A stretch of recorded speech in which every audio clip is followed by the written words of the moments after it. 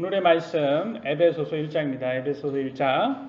지난주 갈라디아서 6장을 마무리했죠. 사탄의 유혹에 빠지지 않도록 자신을 살펴보자. 하나님은 아무도 속일 수 없다. 거짓 교사들의 공통점은 육신을 높이고 자랑하는 것이다. 라는 주제로 지난주 6장을 끝으로 갈라디아서를 마무리하고 오늘부터는 에베소서를 연구하도록 하겠습니다. 에베소서가 쓰여진 시기는 갈라디아서가 쓰여진 지 7년 뒤랍니다. AD 62년경이고요. 사도 바울이 에베소 교회에게 보낸 교회 서신이 신약 성경으로 기록된 것입니다. 에베소서는 소아시아의 수도였으며 동서 무역이 활발해서 윤택했고 다이아나 여신을 숭배하는 것으로 유명했다고 합니다. 여러분, 다이아나 여신 상을 제가 보여드리겠습니다.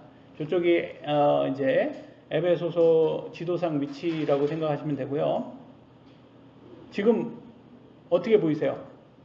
뭔가가 이상하죠? 네, 젖가슴입니다. 저게 젖가슴이 주렁주렁 달려있어요. 무슨 말을 뭘 원하는 거예요? 저게 다산과 풍족함을 기원하는 거예요. 이게 애를 많이 낳고 그거를 보죠. 오늘날로 보면 뭐예요? 저게 변태예요. 변태. 오늘날로 말하면 변태입니다. 저게 좀 변태지 뭐예요, 저게. 이게 오늘날 불교도 그렇지만 그럼 보면 다 뚱뚱하잖아요. 부처들이. 다 뭐예요? 이렇게 풍족하게 못 먹고 살아서 가난했기 때문에 그것을 다 뭘로 다 표현을 한 거예요. 자기네들이 부유하고 싶어하는 마음을, 열망을, 기원을 다 이런 신을 자기네들이 만들어서 표현했다는 것을 볼 수가 있습니다. 그래서 좀 오늘날 보면 얼마나 미개했냐라는 것을 볼 수도 있고 그런 모습이 있는데 아직도 이걸 숭배하는, 이 여신을 숭배하는 걸 보면서 이런 걸 보면 종교니까 이거는 막 괜찮다. 웃겨요. 기독교는 막 무시하면서 이런 거는 막 이거는 막 리스펙 해야 된다고 이 다큐멘터리 같은 데 보면 막 이렇게 나옵니다. 다이아나는요, 시리아의 아스다롯 여신과 비슷하다고 합니다. 그리고 문란한 창녀와 성행위를 하는 불순한 예식과 마법의 신비를 가지고 경배했다고 합니다. 천주교 시대에 와서는 다이아나는요, 예수님의 어머니 마리아로 둔갑하여 많은 사람들에게 의해 경배되고 있습니다. 그래서 요한계시록 17장 5절에는 이렇게 나왔어요. 그녀의 이마에 한 이름이 기록되어 있었는데 신비라 큰 바빌론이라 땅의 창녀들과 가증한 것들의 어미라 하였더라. 그러니까 이름만 달라졌을 뿐이지 이게 바빌론 여신, 바빌론 창녀들의 가증한 어미라는 것으로 볼 수가 있어요. 그래서 아스다롯 여신, 다이아나 여신, 마리아 모두가 다 이런 것으로부터 왔다는 것을 볼 수가 있습니다. 시간과 지역에 따라서 이름은 다르지만 땅의 창녀들과 가증한 것들의 어미라는 공통점을 가지고 있다. 오늘날에는 이런 여신을 뭐라고 표현되냐면 뉴 에이지 운동, 페미니스트, 레즈비언들이 수호하는 정녀라고 표현이 됩니다. 그래서 여러분 보시면 페미니스트, 레즈비언들이 굉장히 이런 것을 좋아합니다. 이런 쪽 여신들을. 현재 세상 사람들은 삶의 목적을 성적으로 문란한 쾌락과 풍족한 돈이 삶의 목적이기 때문에 여전히 많은 사람들은 이름만 다를 뿐이지 다이아나 여신을 경배하고 있는 것입니다. 왜 다이아나 여신을 그 당시에 경배를 했는지 아주 적나라하게 보여주는 성경 구절이 있어요. 보도록 하겠습니다. 사도행전 19장 24절로 29절. 데메드리오라 하는 어떤 은세공업자가 다이아나를 위한 은성물함을 만들어 장인들에게 적지 않은 이득을 가져다 주었는데 왜 여신을 만들었다고요? 돈벌이가 되니까, 장사가 되니까. 왜? 적지 않은 이득을 줬답니다. 형상을 만들어서 그가 이들과 더불어 같은 직업을 가진 직공들을 함께 불러 이르되 선생들아 그대들도 알거니 와 우리가 이 기술로 우리의 재물을 얻는도다. 또 그대들도 보고 듣거니와 이 바울이 에베소뿐 아니라 거의 온 아시아에서 두루 많은 사람들을 설득하고 돌아서게 하며 손으로 만든 것은 결코 신이 아니라고 말하였노라. 맞잖아요. 손으로 만든 것이 신이 아니잖아요. 근데 자기네들은 손으로 만든 게 신이어야 되는 거예요. 왜? 장사가 잘 되잖아요. 돈벌이가 되잖아요. 그거로. 그러니까 얘네들의 신이라는 그것은 돈이라는 것을 볼 수가 있고요. 그러므로 우리가 이 기술이 무시당할 위험에 놓였을 뿐 아니라 온 아시아와 세상이 숭배하는 위대한 여신 다이아나의 신전도 멸시를 당하고 그녀의 위엄도 훼손당하게 되었도다 하더라. 지금 뭐 때문에 화가 난 거예요, 지금? 바울이 사람들을 선동한다는 거예요. 아, 손으로 만든 건 그거 신 아니야. 이렇게 진리를 말했더니 진리에서 이제 깨어나니까 아, 이거 돈벌이가 안 되게 됐다. 그러는 거예요. 그들이 이 말을 듣고 진노가 가득하여 외치며 이르되, 사람들은 진노하죠. 왜? 자기네 돈벌이가 안 됐으니까. 위대하시도다 에베소 사람들의 다이아나여, 온 도시가 혼란에 빠지고 그들이 바울의 일행으로 여행 중이던 마케도니아 사람 가이오와 아리스다고를 붙잡고 한 마음으로 극장 안으로 몰려 들어가매. 누구하고 똑같아요? 하는 짓이. 민노총하고 똑같잖아요. 지금 하는 짓이. 사람 이렇게 해가지고 어떻게든 막 자기 돈벌이 안 된다고 하는 짓이 민노총하고 똑같단 말이에요. 이게 보면 민노총이 지난 좌파 정부 때 민노총이 텔레반 테러 집단하고 비슷했답니다. 마음대로 집단 횡포할 수 있도록 권한을 부여되었고, 실제 김포 택배 대리점 점주는 민노총 소속 직원들에 의해서 불법 태업, 업무 방해를 자행하여 온갖 폭언과 욕설을 하며 괴롭혀서 결국 점주가 자살을 했답니다. 죽었대요. 뭐 자살을 한 건지 어떻게 된 건지 모르겠지만 결국 민노총이 죽인 거예요. 그래서 민노총은 청산해야 할 적폐다, 이렇게 기사가 이렇게 나오잖아요. 그런 거 보면 얘네들 하는 짓이 뭐예요? 결과적으로는 자기네들 돈벌이 안 되게 하는 건 내가 다 쳐서 죽이겠다, 이런 식인 거예요. 그때 당시에는 다이아나 신이 돈벌이가 되니까 그거 반대하는 너네들은 다 나쁜 놈들이다, 이거예요. 그래서 성경은 뭐라고 했어요? 너네들이 신이 누구냐? 라고 했을 때 그들의 하나님은 그들의 배라고 말하고 있어요. 그들의 마지막은 빌립보서 3장 19절, 그들의 마지막은 파멸이요 그들의 하나님은 그들의 배요. 무슨 말이에요? 그게 뭐 먹고 사는 게가 그들의 하나님이라는 거예요. 그들의 영광은 그들의 수치스러운 일이 있고 그들은 땅의 일들을 생각하느니라. 그래서 결과 그들의 하나님은 돈벌이라는 거예요. 돈벌이만 되면 그들의 하나님. 오늘날에도 그러잖아요. 기독교를 왜 무시합니까? 사람들이 돈벌이가 안 되니까 그래요. 그걸로는 돈벌이가 안 돼. 그리고 또 사기꾼들 있잖아요. 종교 사기꾼들. 그들은 또 교주가 돼가지고 막 왜 그걸 합니까? 돈벌이가 되니까 그걸로 하는 거예요. 그러니까 자신의 이익을 위해서는 불법으로 폭력을 행사해도 된다는, 이게 바로 테러리스트들이고요. 어려운 말로는 파시즘, 극우 극자 세력들이고 공산주의자들이라는 거예요. 이들의 하나님은 그들의 배라고 성경은 말합니다. 자신들의 이득이라는 거예요. 에베소 은 세공업자들은 많은 사람들을 우상숭배 시켜서 내가 돈만 많이 벌면 된다는 식이었습니다. 판사와 목수의 망치가 같다던 김제동이 자신의 강의료는 1,500만 원 받았다고 하잖아요. 김제동의 마이크나 배추 장사의 마이크 같은 거 아닌가요? 그렇게 따지면? 웃기잖아요. 김제동의 마이크는 뭐 특별하나요?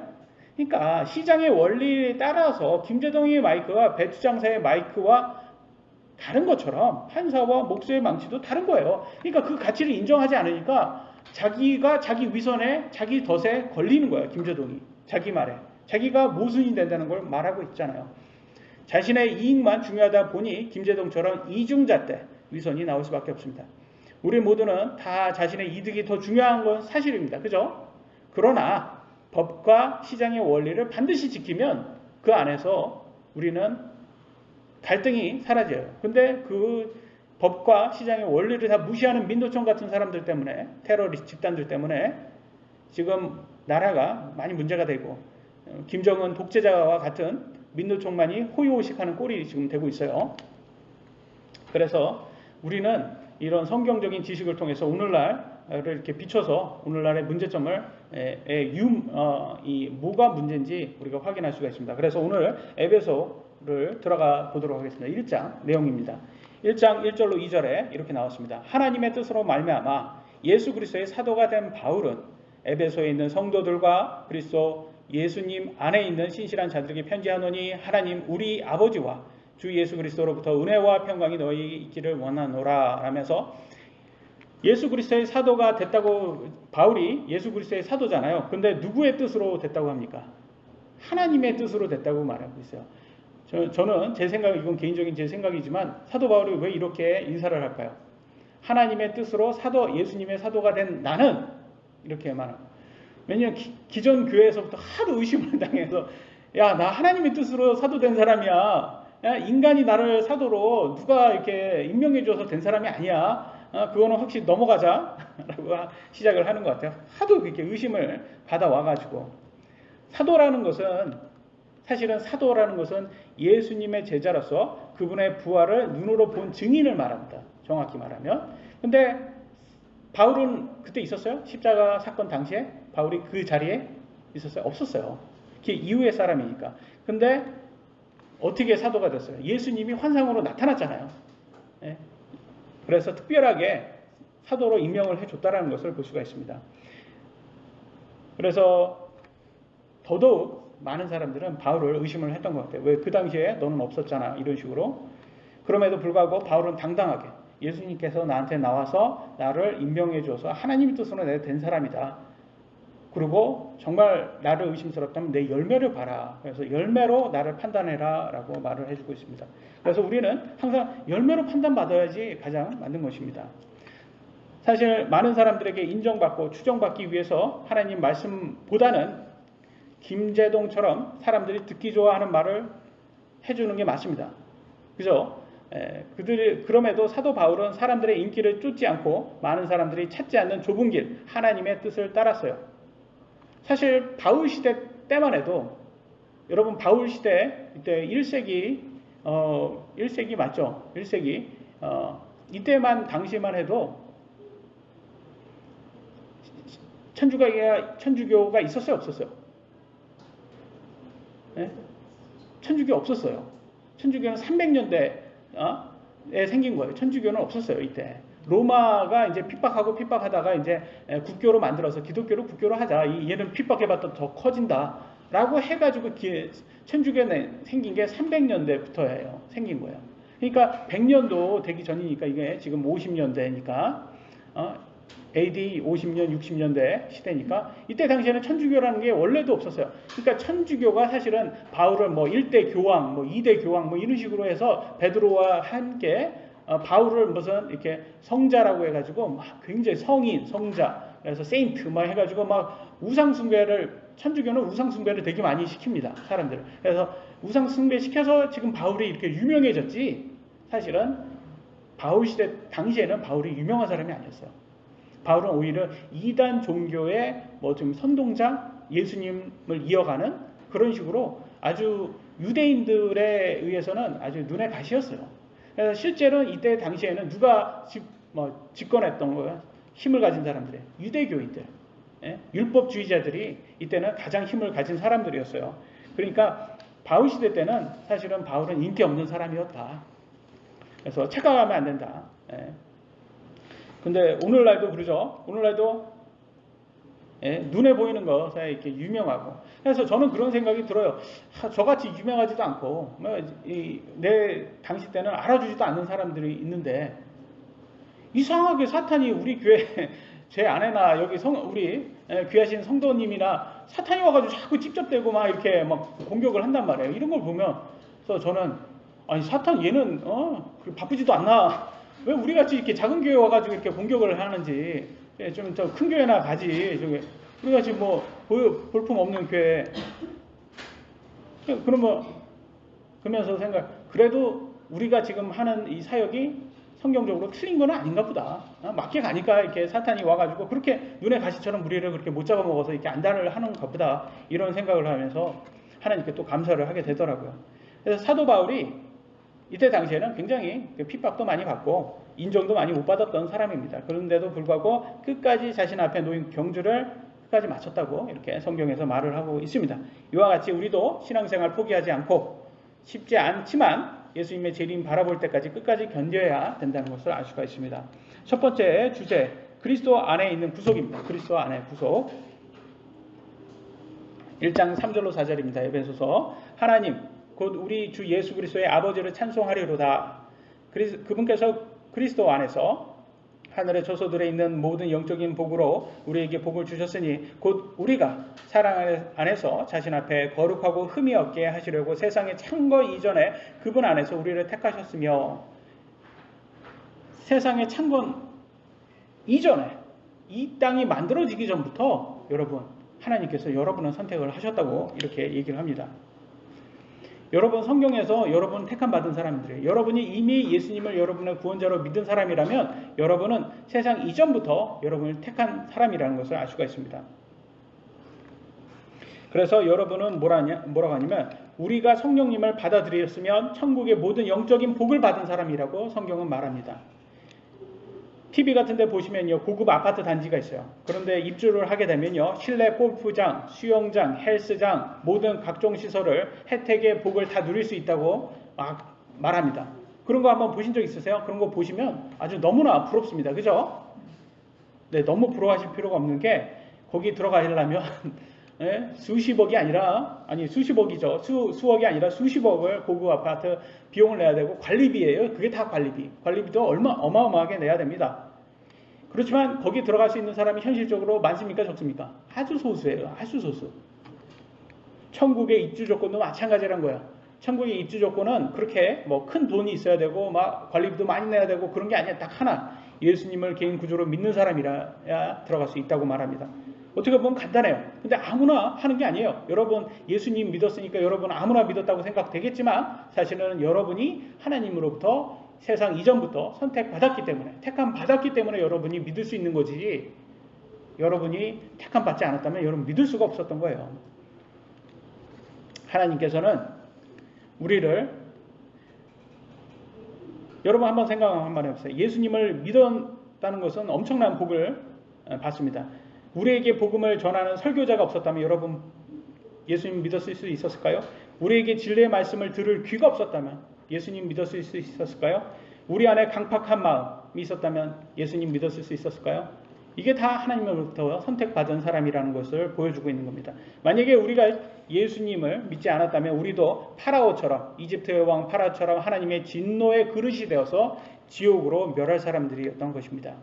우리가 예수님을 믿을 수 있었던 것은 우리가 만들어지기 전부터, 이 세상이 만들어지기 전부터 하나님께서 우리를 택하셨기 때문이라고 성경은 말합니다. 벌레와 같은 우리를 택하신 하나님께 얼마나 감사합니까? 그러면 많은 사람들이 그래요. 하나님께서 천국과 지옥을 이미 다 정한 운명론이 아니냐 반문할 거예요. 천국 갈 사람, 지옥 갈 사람 다 정했네 이미. 하나님께서 장난하시는 것도 아니고 이렇게 말합니다. 근데 제가 이렇게 한번 말씀드리겠습니다. 재능이 있다고 다 노력합니까? 아니에요. 재능이 있다고 다 노력하지는 않아요. 그와 마찬가지로 정말 세상적으로 성공한 사람, 뭐 축구 선수들이라든지 그 사람들, 뭐 웬만한 프로 선수들은 다 재능이 있는 사람들이에요. 근데 어떤 사람은 거기에서 막 영국 프로팀에서도 막 이렇게 하고 뭐 두각을 나타내는 사람이 있어요. 그 왜 그래요? 재능만 있어서예요? 아니 노력도 하잖아요. 재능과 노력을 같이 가야 된다는 거죠. 근데 오히려 지금 프로가 됐다라는 그 자체만으로 재능은 이미 다 있는 사람들이에요. 그잖아요. 재능이 없으면 그 사람들이 어떻게 프로가 될 수가 있습니까? 그러니까 우리도 마찬가지는 거예요. 하나님께서 선택만 했다고 해서 우리가 다 하나님 믿을 수 있는 건 아니에요. 왜냐하면 여러분이 하나님께서 우리 모두에게 자유의지를 주셨기 때문에 우리도 하나님의 선물을 받을 수 있는 사람이 되어야 된다. 하나님은 선물을 주셨잖아요. 근데 받고 안 받고는 여러분이 선택이라는 말이에요. 선물은 무료로 주는 건 말이에요. 내가 선물이 마음에 안 든다. 오늘 제가 우리 교회에서 은숙자매님께 생일 선물을 크지는 않지만 드렸습니다. 근데 저한테 마음에 안 든다. 뭐 이런 걸 주냐. 이거 갖고 가면서 생활 쓰레기밖에 안 됩니다. 그래서 안 받을 수 있었어요. 네? 자매님 마음속엔 그렇다고 하더라도 이게 제가 일부러 재미있게 하려고 이렇게 말을 하는 겁니다. 우리 그렇잖아요. 선물이라는 것은 우리가 받아도 되고 안 받을 수도 되잖아요. 네? 그와 마찬가지로 선물이에요. 구원은 선물이에요. 하나님께서 주셨는데 우리를 선택하시고 이걸 주셨어요. 근데 받는 거는 여러분이 받으셨기 때문에 여러분이 완전히 선택받은 사람이라는 걸 볼 수가 있는 겁니다. 그래서 하나님의 선택과 여러분의 자유의지가 같이 갔기 때문에 여러분이 천국에 입성한 사람들이라는 것을 보여줄 수가 있습니다. 그렇기 때문에 세상 이후에 만들어진 율법의 행위는 구원의 조건이 될 수가 없어요. 왜냐면 세상 이전부터 하나님께서 정해졌기 때문에 천국에 가는 것은. 그래서 여러분들은 모두 예수님을 믿었다면 천국으로 가는 것이 택함 받은 사람이라는 것을 감사하셔야 됩니다. 에베소서 1장 5절로 7절입니다. 자신의 크게 기뻐하시는 뜻에 따라 우리를 예정하사 예수 그리스도를 통해 자신의 아이로 입양하심으로써 자신의 은혜의 영광을 찬양하게 하셨느니라. 그 은혜 안에서 그분께서 그 사랑하시는 자 안에서 우리를 받아주셨으니 그 사랑하시는 자 안에서 우리가 그분의 풍성한 은혜에 따라 그분의 피를 통해 구속 곧 죄들의 용서를 받았도다. 예수님을 믿는 믿음으로 천국 가는 방식은 하나님께서 크게 기뻐하신 방식이라고 합니다. 예수님을 믿는 모든 사람들은 하나님의 자녀로 입양된다 하십니다. 인간은 죄를 가지고 태어난 존재이기 때문에 사실은 저주받은 존재예요. 곧 신의 자식이 될 수가 없는 하나님, 신은 하나님이죠. 될 수가 없습니다. 그럼에도 하나님께서 풍성한 은혜로 예수님의 피를 통해서 우리의 죄들을 용서해 주시고 하나님의 자녀로 받아주셨어요. 시간상 아직 우리가 영화 구원을 받지 않았기 때문에 천국 시민이 된 것에 대해서 얼마나 큰 특혜인지 실감은 되지는 않습니다. 하지만 천국 시민권은 온 세상의 모든 재물을 주어도 가질 수 없다고 말합니다. 그래서 세상의 모든 것보다 더 유익하다고 우리 성경은 말합니다. 이 땅에서 아무리 좋은 것을 가졌어도 여러분 그것을 누릴 수 있는 기간이 정해져 있잖아요. 7, 80년이라고 성경은 말합니다. 그것은 사실은 지나고 나면 7, 80년 지나고 나면 전도서의 솔로몬처럼 뭐라고 말할까요? 헛되다라고 말하고요. 이거 허상이다. 왜? 7, 80년 지나니까 없어지니까 영원하지 않는 것은 허상이고 잠시 있다가 사라지는 수증기와 같구나 라고 말씀하실 것입니다. 현재 우리 눈에는 세상의 것들만 보이고 만질 수 있고 즐길 수 있기 때문에 천국의 것보다 더 좋은 것처럼 보이지만 사실은 잠시만 있다 사라질 허상에 불과합니다. 수증기입니다. 진짜 지혜로운 사람은 하나님의 성경의 말씀을 믿고 예수님을 따라 영원한 생명을 얻을 것입니다. 어차피 사라질 세상의 것에 너무 애착하는 것은 우리의 믿음을 흔들고 유혹하기에 항상 정신 차리고 깨어 있어야 합니다. 물론 하나님께서 우리에게 세상의 것들을 주셨어요. 허락해 주셨어요. 그것을 감사하고 누리면 돼요. 그것까지 다 이렇게 하나님께서 누리는 것까지 막지 않아요. 오히려 누리는 것을 감사하고 누리면 된다고 말합니다. 그래서 우리는 이렇게 가난하게 살고 이런 것을 의롭게 말하고 그러는 단체가 아닙니다. 그런 집단이 아니에요. 성경은 분명히 하나님께 드리는 걸 감사하게 누리면 돼요. 그렇지만 그게 삶의 목적이 되어서는 안 된다라고 말하는 거죠. 하나님이 먼저여야 된다라고 말합니다. 에베소서 1장 8절로 10절 그 은혜 안에서 그분께서 우리에게 모든 지혜와 분별을 넘치게 하사 친히 자신 속에서 작정하신 자신의 선하신 기쁨에 따라 자신의 뜻의 신비를 우리에게 알려주셨으니 이것은 충만한 때의 경륜 안에서 친히 모든 것, 즉 하늘에 있는 것들과 땅에 있는 것들을 그리스도 안에서 곧 그분 안에서 다 함께 하나로 모으려 하심이라. 좀 어렵죠, 말이. 여기에서 말하는 경륜이라는 말을 좀 알아들어야 되는데 경륜이라는 것은 세대에 맞게 하나님께서 세상을 다스린다라는 거예요. 그러니까 구약시대와 신약시대가 하나님의 방식이 좀 달라진 것 같죠? 그게 이 경륜이라는 거예요. 이게 경륜. 우리는 은혜로 주신 구원 안에서 하나님의 진리의 말씀으로 세상의 모든 각종 잘못된 사상, 철학, 이데올로기, 이념이죠. 교리, 거짓 교리 이런 것에 틀린지 옳은지 틀린지 구분할 수 있어야 됩니다. 뭘로 구분할 수가 있겠습니까? 하나님의 말씀으로 구분할 수가 있습니다. 왜냐하면 사탄이 정말 많은 거짓 교리를 심어 놓았기 때문에 우리가 하나님의 말씀을 잘 깨닫지 못하면 구분하기가 너무 어려울 때가 있어요. 하나님께서는 자신의 선하심으로 우리들에게 신비를 알려주고 있어요. 이 신비는 뭐냐? 경륜이랍니다. 그 경륜은 뭐냐? 구약시대 때는 가려졌다가 신비로 있다가 신약시대 때는 이게 때가 차니까 딱 나타난 거예요. 그 신비가 뭐예요? 보면 그리스도 안에서 다 함께 하나로 모은다라고 말합니다. 이게 뭐예요? 다 함께 하나로 만든다는 게 뭐예요? 그러니까 유대인이나 이방이나 모두 하나님 안에서 한 백성이 될 수 있게 만들어 놓으셨다라는 게 이게 신비예요. 율법주의자들은 유대인 자신들만 하나님의 백성이라고 믿어왔잖아요. 구약시대 때. 그래서 선민의식, 우월의식이 너무 강했어요. 야, 여기 이방인들, 이교도들, 너네들은 지옥 갈 놈들이야. 우리들만 하나님의 백성이야. 이렇게 생각을 해왔단 말이에요. 그래서 항상 그들은 막 이렇게 자신네들만 아주 특혜자라고 생각을 해 왔는데, 신약에 딱 와서는 하나님의 경륜으로 이제는 이방인들도 하나님의 자녀가 될 수 있게 딱 만들어 놨더니, 이게 유대인들의 입장에서는 자기만 누리던 거잖아요. 그러니까 이게 못 맞자, 이게 받아들이기가 쉽지 않나 봐요. 이걸 받아들이질 않았어요. 그래서 예수님을 구원자로 받아들이지 않으니까 지금은 신약 시대, 교회 시대가 되어가지고 그들은 잠시 눈이 가려서 그들은 보지 못하고 있는 거예요, 예수님을. 그래서 지금은 신약 이방인 시대가 되어가지고 합니다. 근데 이 시대가 지나면, 교회 시대가 지나면 다시 이제 유대인의 시대가 될 겁니다. 그래서 이제 천년왕국은 유대인의 시대라고 보시면 됩니다. 그래서 예수님과 그분의 백성들이 이제 되고, 우리 이방인들은 우리는 이제는 휴거돼가지고 천사들과 같이 돼가지고 거기에서 참여를 하게 될 것입니다. 모두가 하나가 된다는 것은 참 중요합니다. 그죠? 중요하죠. 근데 더 중요한 게 있어요. 누구 안에서 하나가 되냐가 더 중요한 거예요.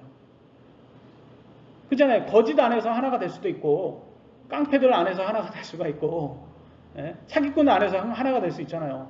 근데 중요한 거는 예수님 안에서 하나가 돼야지 중요한 거예요. 여러분, 오늘날 에큐메니컬 운동이라고 제가 항상 강조하죠. 에큐메니컬 운동이 뭐예요?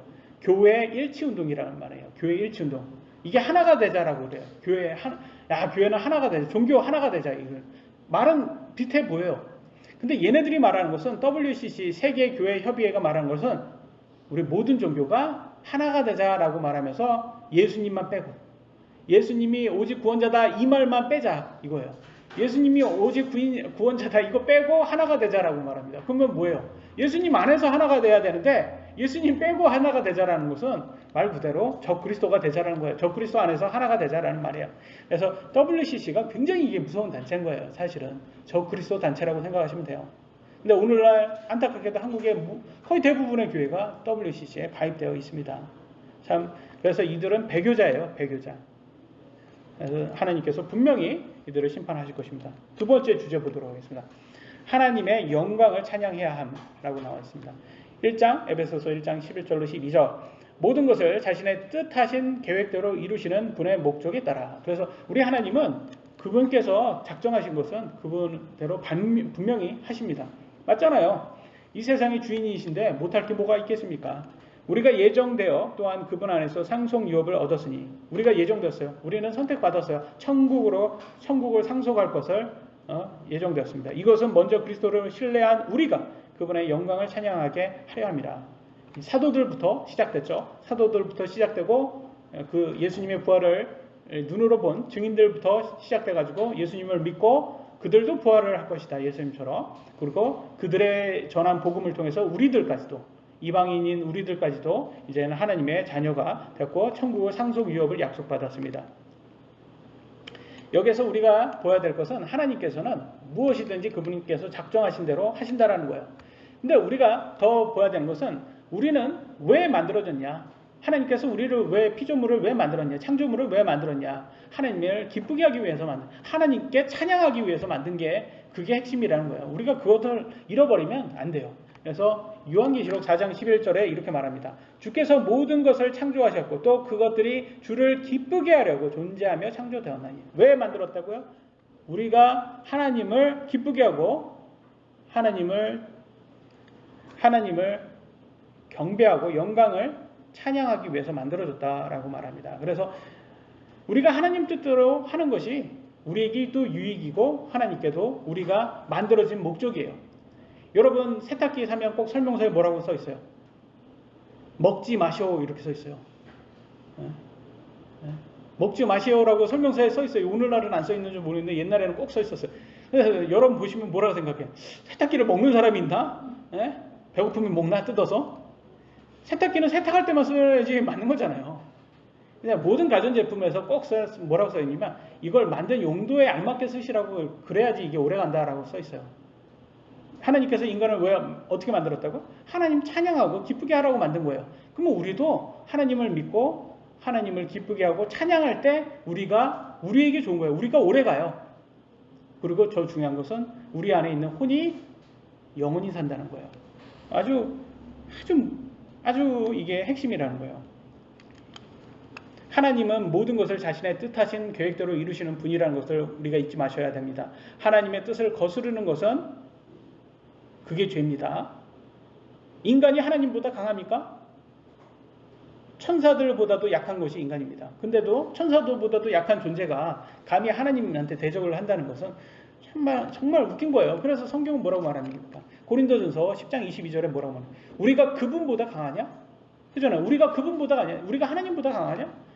아니, 인간과 인간끼리도 운전하다가 딱 이렇게 뭐 보복 운전을 막 이렇게 하다가 갑자기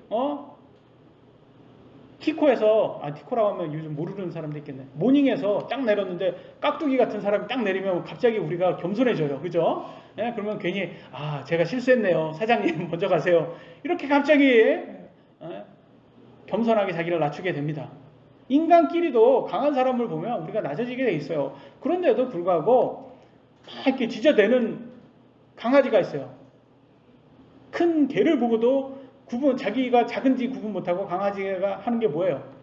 예? 아주 그 조그만 강아지 있잖아요. 치아와와 같은 자기가 한 방이면 가는 것을 구분 못하는 그런 자기 분수를 모르는 그런 강아지처럼. 그러니까 우리도 그래요. 하나님을 막 무시하고 하나님한테 막 이렇게 적대시하고 적그리스도가 돼가지고 막 그렇게 하는 것은 지 분수를 몰라서 그래요. 그 지옥에서 얼마나 불에 타서 진노로 탈 거를 모르고. 그러다가는 한 방에 간다니까요. 그게 예가 있어요. 사도행전 12장 21절, 23절에 헤롯 왕입니다. 왕이면 그래도 그 당시에는 최고 아닙니까? 헤롯 왕이 뭐라고 해요? 헤롯 왕복을 차려입고 자기 왕자에 앉아서 그들에게 연설하니 백성이 환호하며 이르되 그것은 신의 음성이요 사람의 음성이 아니라. 그래서 왕을 신처럼, 옛날에는 왕을 신처럼 그렇게 신으로 믿었어요. 그러니까 그가 영광을 하나님께 돌리지 아니하므로 주의 천사가 곧 그를 치매 그가 벌레들에 먹혀 숨을 거두니라. 벌레에 먹혀서 숨을 거뒀어요. 괜히 하나님께 괜히 덤비다가는 이렇게 될 수도 있는 거예요. 여러분, 왜 어떻게 덤볐어요? 자기가 신처럼 했죠. 하나님 자리를 뺏으면 이렇게 됩니다. 사실 벌레에서 물리면 죽는 게 다반사예요. 여러분, 모기한테 물려서 죽는 사람이 엄청 많대요. 우리는 뭐 바다 가서 무슨 상어 무서워하잖아요. 상어에 물려 죽는 사람은 뭐 1년에 뭐 3명 되는데 사실은 모기한테 물려서 죽는 사람이 제일 많다고 그러더라고요. 그래서 심지어는 진드기 같은 작은 벌레에도 물려서 죽습니다. 그러니까 사실은 우리가 무서워해야 되는데 하나님을 두려워할 수 있는 사람이 돼야 돼요. 북한 같은 데 보세요. 김정은 뜻대로 안 하면 어떻게 됩니까? 바로 사형이지 않습니까? 그런데 우리 하나님은 얼마나 좋으십니까? 오래 참으세요. 그래도 오래 참으세요. 여러분 7, 80년은 참아주세요. 그래도 7, 80년 동안은 내가 참을게. 네 마음대로 살아. 그렇게 자유의지를 주셨어요. 그리고 7, 80년 여러분 마음대로 사셨어요. 근데 여러분이 끝나고 7, 80년 끝나고 저 그리스도로 살았는지 아니면 성령님을 받아들이고 예수님을 믿은 사람은 사는데 그때는 심판을 하신다고 합니다. 그때 이제 드러난다라는 거예요. 그러니까 하나님의 은혜, 오래 참음을 꼭 이렇게 생각하시고 회개하셔야 됩니다. 하나님을 대적하는 사람은 절대로 하나님의 심판을 피할 수 없어요. 여러분, 다윗도 골리앗하고 싸울 때 어떻게 싸웠습니까? 자기를 높였어요? 아니에요. 저 골리앗 저 짐승 같은 놈 저거 하나님을 경배하지 않고 하나님을 무시합니다. 하나님 제가 가가지고 저기 짐승하고 똑같은 놈인데 제가 저거 그냥 한 방에 그냥 쓰러뜨리겠습니다. 그러면서 하나님을 막 높였어요. 근데 이 사람은 그냥 말만 한 게 아니라 진심이었어요. 그러니까 하나님께서 도와주었죠.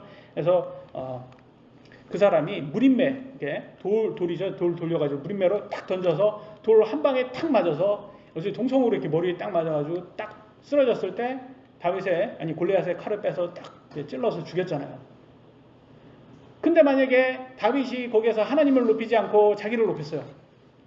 그 하나님 높이는 척하면서 사실 속으로 내가 저거 한 방 딱 털어서 내가 그러면 왕의 내가 사위가 딱 될 수 있다. 왕의 사위가 돼가지고 그럼 내가 누리면 이게 괜찮아. 이 교회 괜찮아. 그래서 내가 딱 한데 돌이 딱 닿았는데 여기 탁 맞는 게 아니라 싹 비껴나는 거예요. 그러면 어떻게 되겠어요? 골리앗 한 방에 가서 죽어서 여러분이 생각하는 다윗은 없어요.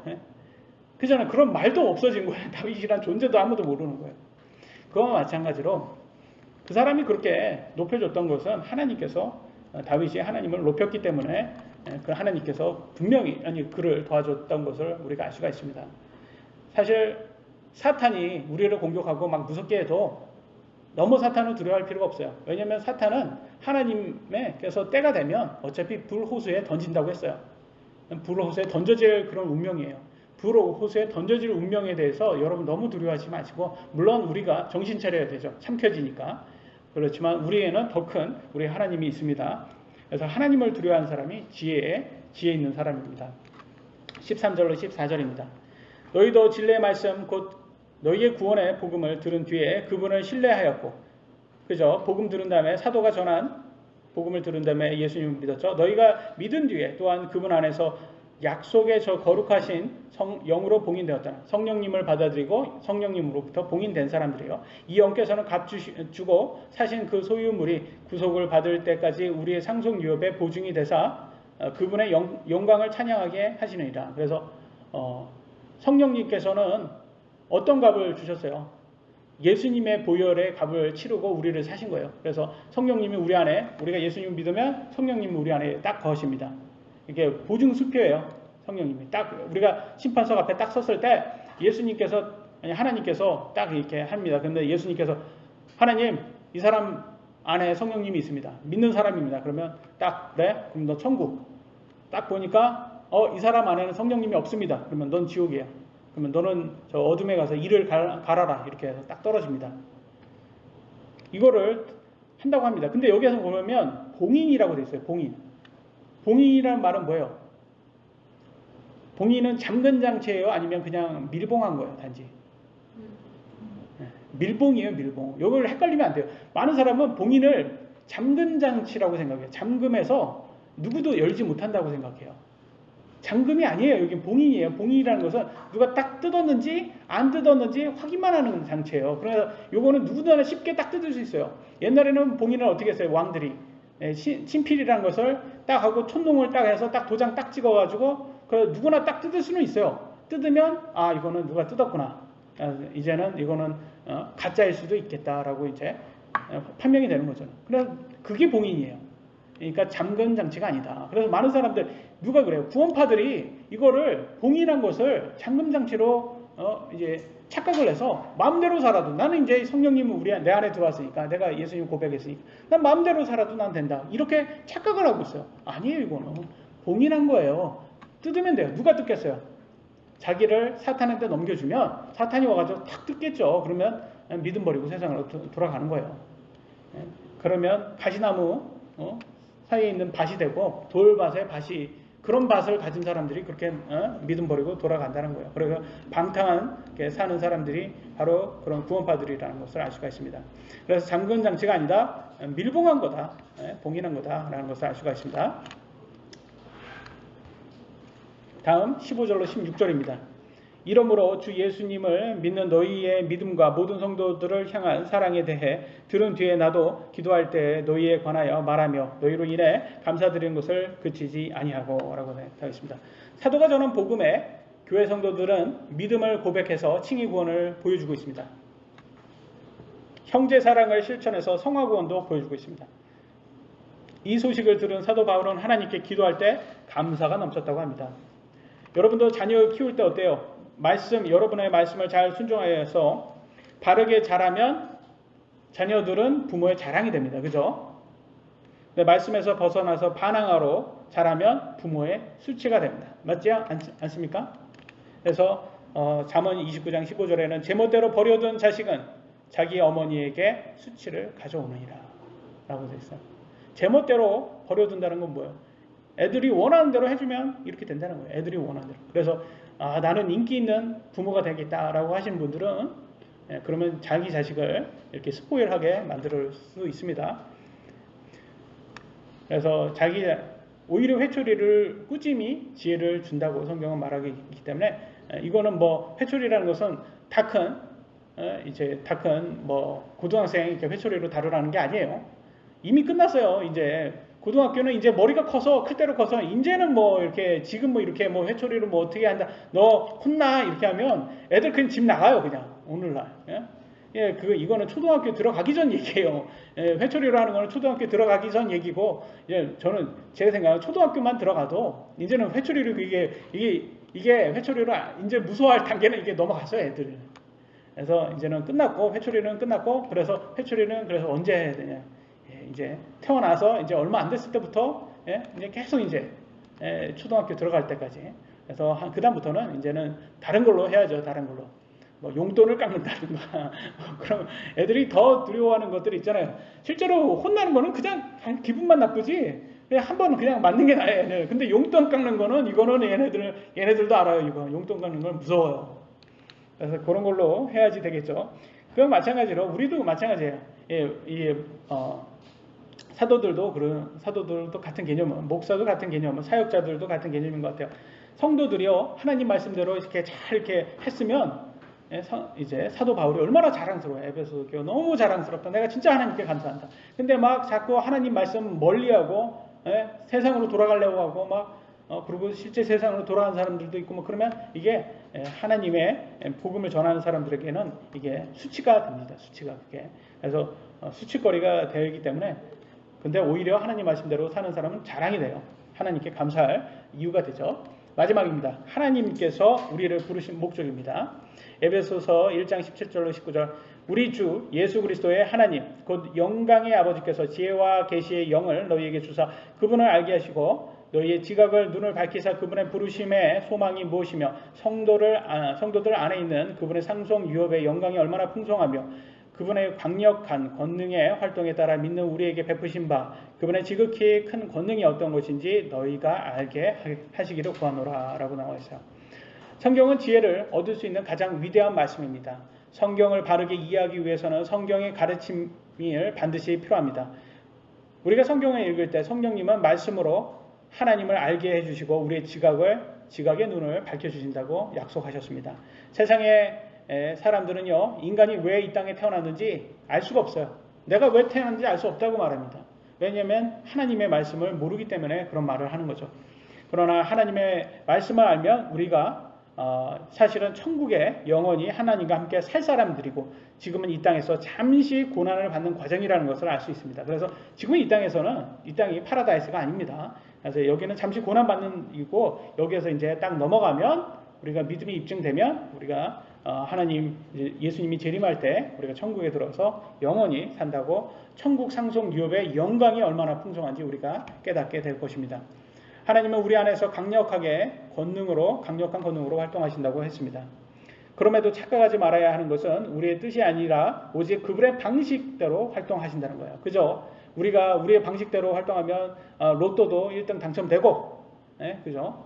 그리고 우리도 원하는 대로 다 사업도 성공하고, 그리고 온갖 스팟라이트도 다 받고, 영광도 다 받고, 헤롯 왕처럼 사람들이 참 저분의 말을 다 진짜 신의 목소리다 이렇게 좀 듣고 그잖아요. 가수들 노래 잘 부르면 뭐라고 그래요? 야 저게 사람의 목소리인가 신의 목소리가 아닌가 뭐 이러잖아요. 그런 영광도 좀 받아보고 그러면 이게 얼마나 살기 좋은 나라인가 이게 참 살기 좋나 이렇게 착각을 하는 거예요. 근데 이게 하나님의 뜻이 아니라 내 뜻이에요. 이거 우리 육신의 뜻이에요. 이거는 우리 육신의 뜻이고 하나님의 뜻은 그렇게 우리가 잘나고 높은 게 아니라 오직 예수님만 높이는 거고 우리는 겸손히 낳는 거랍니다. 고린도후서 4장 18절에 이렇게 나왔습니다. 보이는 것들은 잠깐 있을 뿐이나 보이지 아니한 것은 영원하다. 우리는 보이는 것을 추정하지 않고 보이지 않는 것을 따르는 사람들이 되어야 됩니다.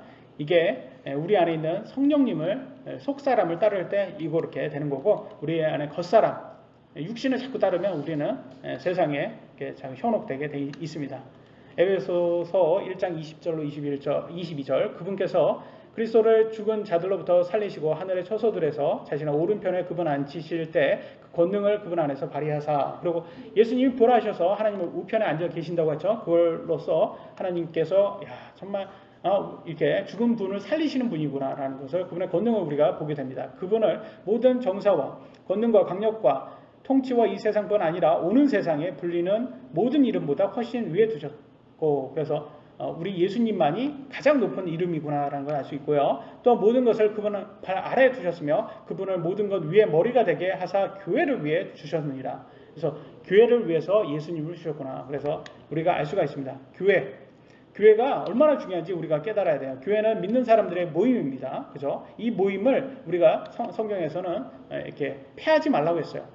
그 폐하는 걸 습관화하면 안 된다고 했어요. 왜냐하면 이 교회가 예수님의 몸이기 때문입니다. 에베소서 1장 23절 교회는 그분의 몸이니 곧 모든 것 안에서 모든 것을 충만하게 하시는 분의 충만이니라. 그래서 이 신약 시대 때는 교회로서 하나님의 뜻을 가리키고 교회로서 믿음을 가리키고 복음을 전하고 그래서 교회의 모든 권능을 하나님께서 주셨다는 것을 알 수가 있습니다.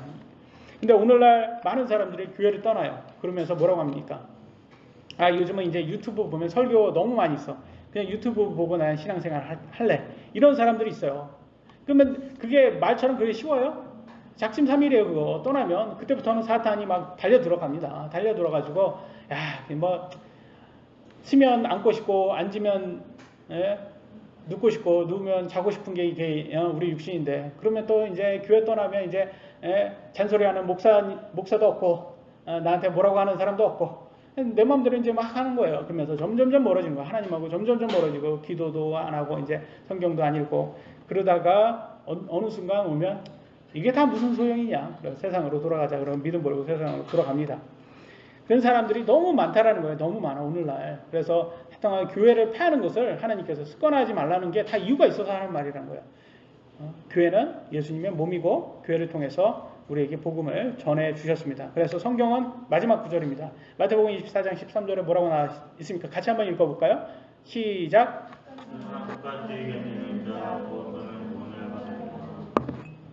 아멘. 끝까지 견뎌야 됩니다. 끝까지 견딘다는 것은 무엇을 얘기합니까? 여러분 믿음을 고수한다는 것이에요. 여러분 믿음을 고수하고 성경 말씀대로 교회에서 신실하게 여러분 신앙생활 하라는 거예요. 그것을 지켜야지 막 이렇게 세상으로 속아서 세상으로 다시 돌아가면 그거는 오히려 처음보다 더 나빠진다고 그렇게 말을 합니다. 끝이 더 나쁘다고 말합니다. 그러면 오히려 믿음도 복음도 들어보지 못한 사람, 그런 지옥 간 사람보다도 더 안 좋은 심판을 받는, 더 나쁜 심판을 받는다는 거예요. 오히려 여러분은 복음을 이미 알았기 때문에 그 많은 것을 알았는데 특혜를 알고 그런 권능을 알았는데도 세상으로 돌아간다면 더 큰 심판을 받는다는 것을 여러분 꼭 아시고 여러분 가진 그 믿음을 끝까지 지키고 견디면서 하나님께 여러분 믿음을 입증하시는 그런 성도, 신실한 성도 되시길 예수님의 이름으로 기도드립니다. 여기까지 하도록 하겠습니다. 기도하시겠습니다.